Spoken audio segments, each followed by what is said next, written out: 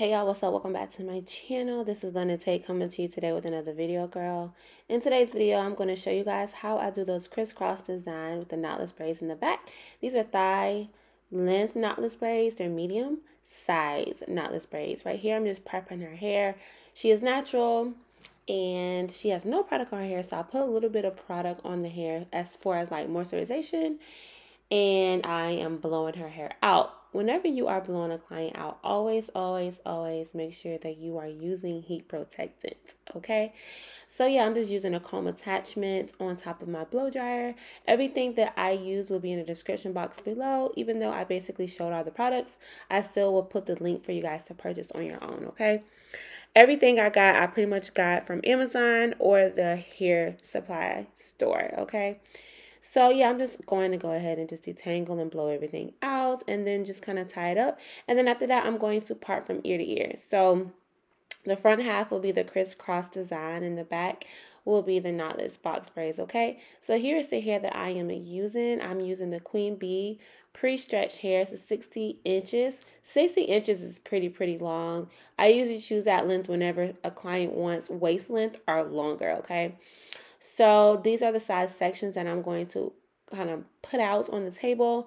You can use a braiding rack if you're more comfortable with doing that, but to me, it doesn't give enough room for all the hair to be pre-sectioned out. So I like to use a table and just kind of do a layering method.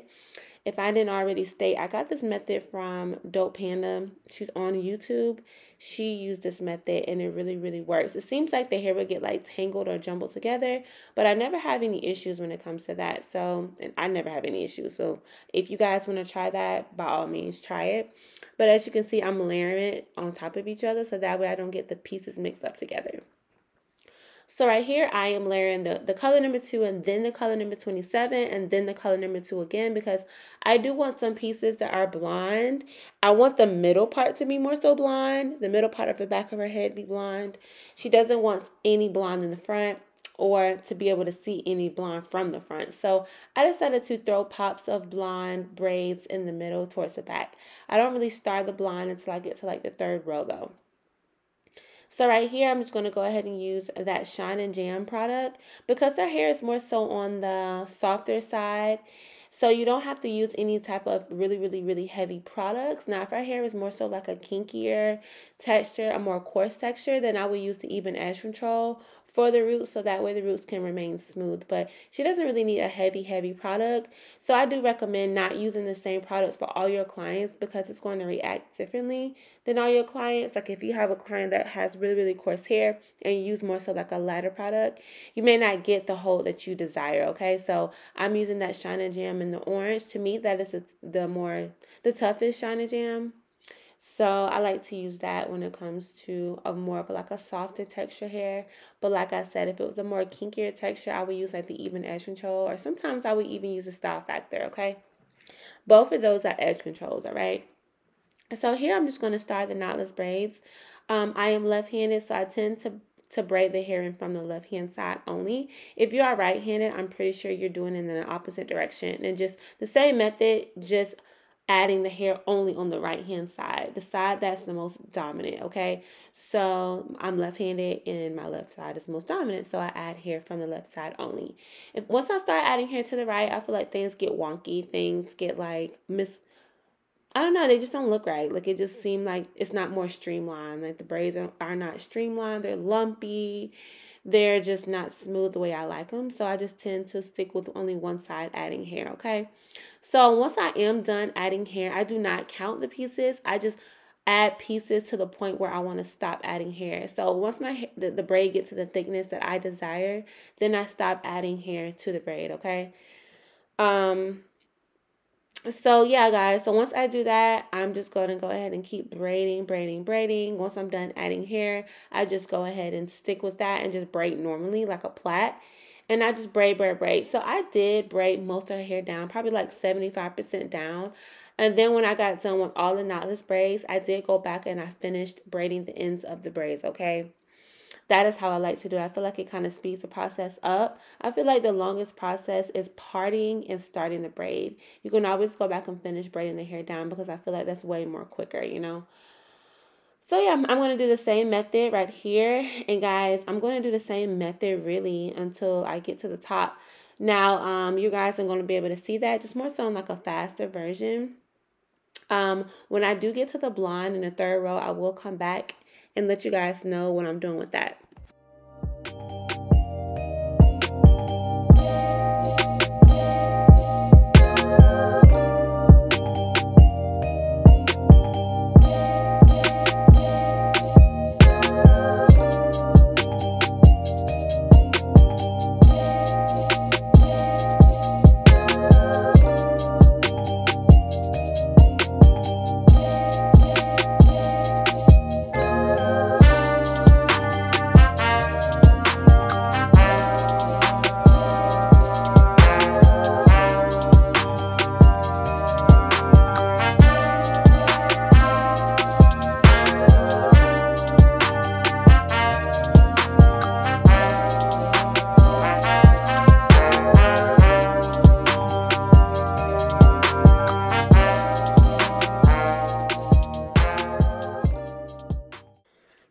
Okay, y'all, so now that I'm getting towards the third row, this is where I'm going to start adding the blonde in her hair. So, like I stated, she didn't really want the blonde to show from the front or the sides. So what I ended up doing was I ended up doing like the color number 2 on the sides, and then I started to do the blonde in the middle. Okay, guys, so that is what you're going to see me do. I'm just going to start adding the blonde pieces. So I'm adding 1.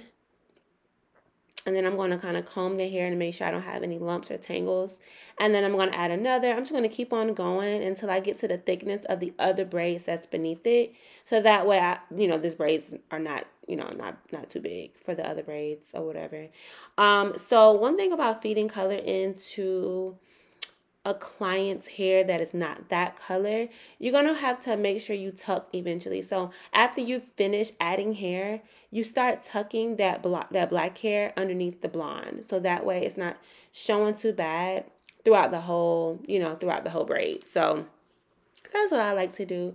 Usually they have like the black roots and then it kind of fades into that blonde. So that's what I like to do. And then the second one beside it, that's when I'm going to add the blonde as well. But the 2 outside braids, I'm going to stick with it being color number 2. So that way it's kind of like a peekaboo type of blonde. That's kind of what I was going for.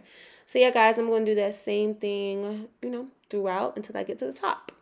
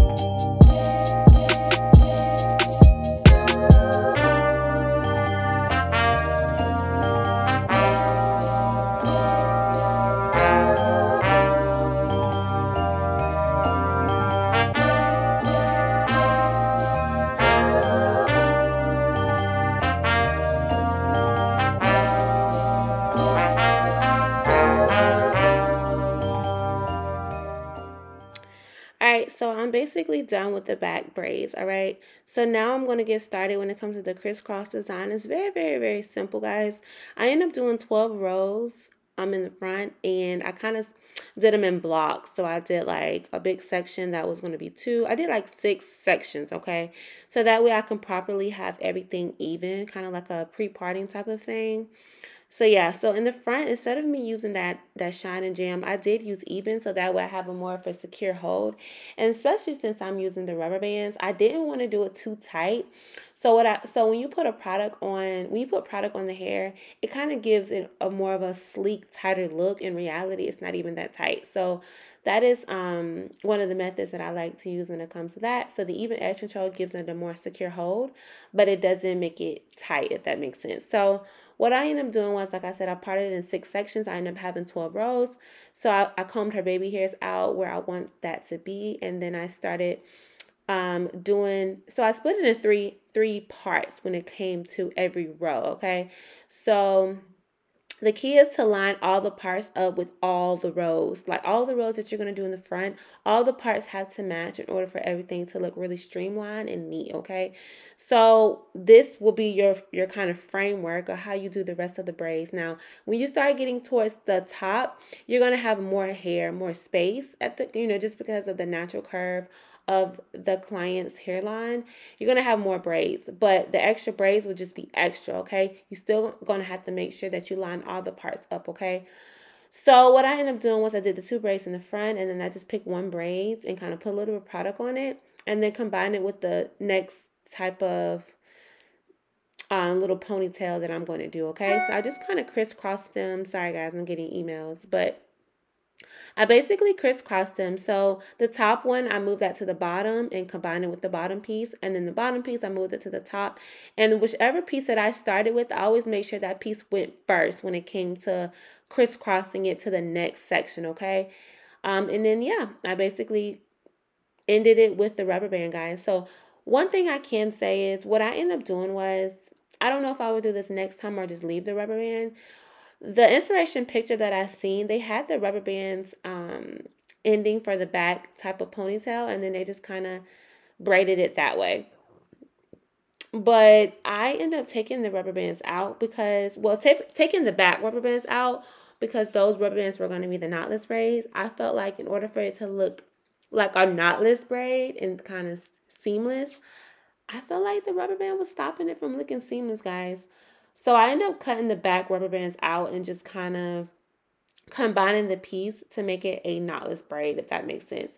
You guys are going to see what I'm talking about whenever I'm basically close to being done.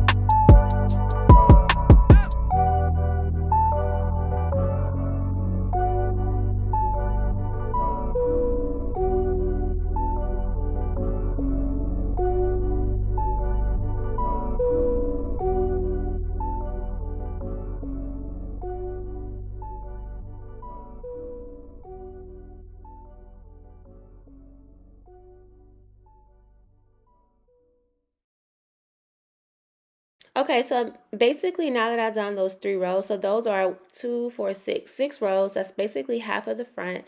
I'm going to just start doing the knotless braids. I want to get a kind of general idea of how to do them. You see how it has the rubber band?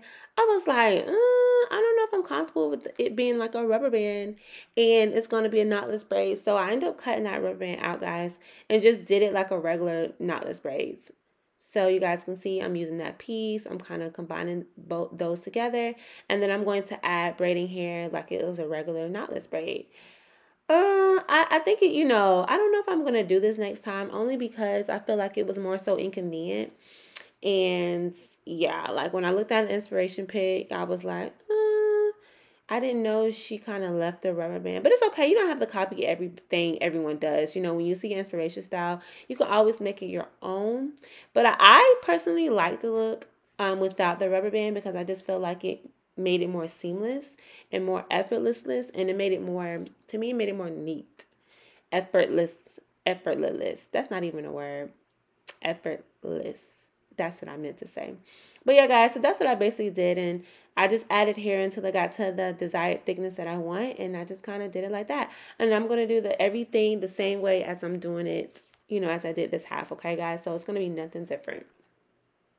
So I'll just be back when it comes to setting the braids. And we'll be done with this video.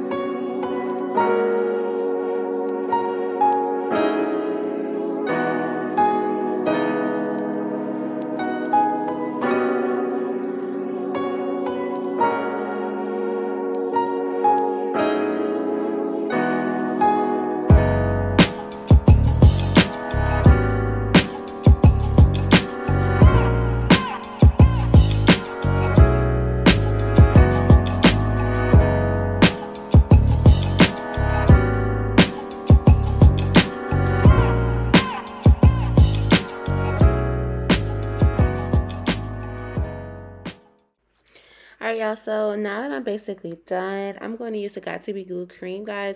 I'm only going to use that because it gives it a more firm hold, and it will last for days and days, guys.